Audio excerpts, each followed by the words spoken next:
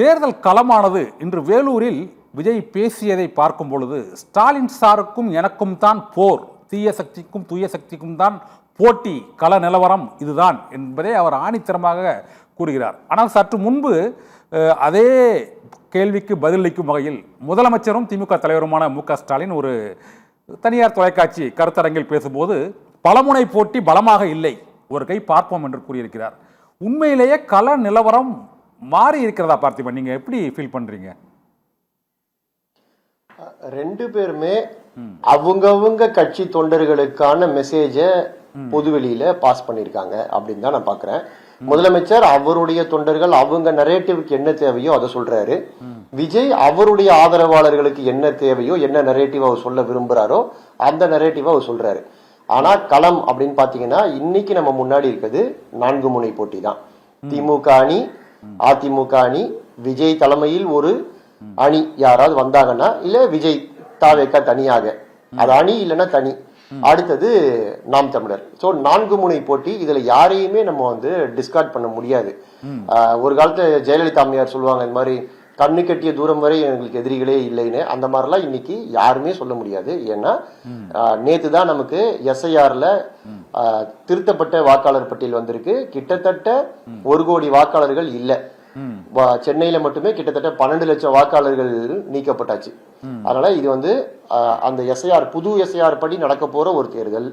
விஜய் அப்படின்ற ஒரு mass leader வந்த பிறகு நடக்க போற ஒரு தேர்தல். அதனால இத முந்தைய தேர்தல் கூட நம்ம கம்பேர் பண்ண முடியாது. இந்த தேர்தல்ல சின்ன சின்ன அணிகள் கூட சில தொகுதிகளில் வெற்றி தோல்விகளை மாத்தி விட்டுருவாங்க. சில சிறிய ஜாதி கட்சிகள், சிறிய அமைப்புகள் கூட இந்த தேர்தலில் ரொம்ப ரொம்ப முக்கியமான ரோல்ல பிளே பண்ணுவாங்க.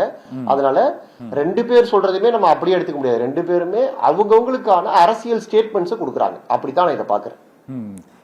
இதுல இன்னொரு முக்கியமான, நீங்க சொன்னீங்க இந்த சின்ன சின்ன கட்சிகள் ஒரு தேர்தலில் ஒரு பெரிய இந்த 4 முனை போட்டியில் ஒரு மாற்றத்தை ஏற்படுத்தும் என்று அவர் விஜயும் அதை சொல்லுகிறார். இது 50 ஆண்டுகளுக்கு ஒரு முறை நடைபெறக்கூடிய ஒரு அதிசய தேர்தல் தான் இந்த தேர்தல் என்று வேலூர் பேச்சின் போது அவர் அதை குறிப்பிட்டு சொல்லுகிறார்.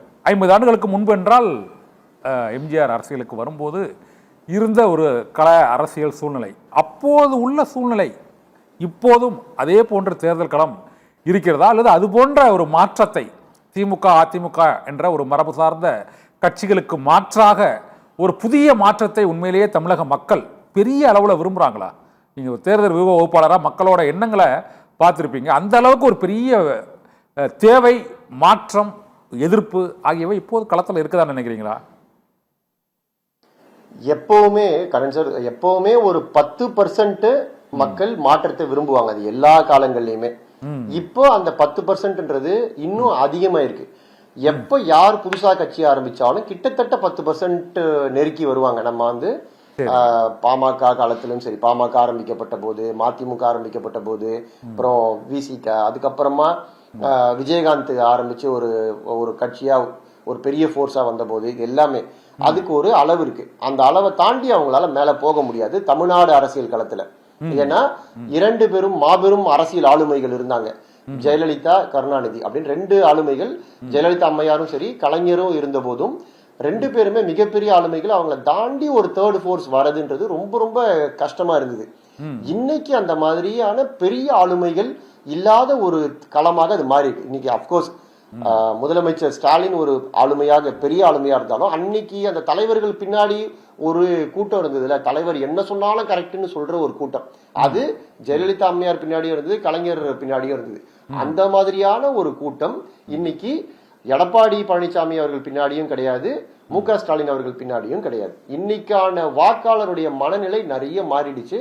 சோசியல் மீடியாலாம் வந்த பிறகு அந்த லார்ஜர் தன் அரசியல் தலைவர்களுக்கு இல்லாம போயிடுச்சு.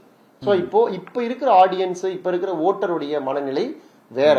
அதத்தான் விஜய் ஒரு விதமா சொல்றாரு. 50 ஆண்டுகளுக்கு பிறகு நடக்கக்கூடிய தேர்தல் அப்படின்னா இந்த இப்ப கிட்டத்தட்ட ஒரு லெவல் பிளேயிங் கிரவுண்ட் மாதிரி ஆகியிருக்கு. அதனால திமுக அதிமுகவை தாண்டி அரசியல் செய்ய முடியாதுன்ற நிலைமை இன்னைக்கு மாறி இருக்கு. அதனால அந்த நிலைமையில நடக்க போற முதல் தேர்தல் அப்படின்றதுனால இதுல பலவிதமான ஆச்சரியங்கள் நமக்கு கிடைக்கலாம்.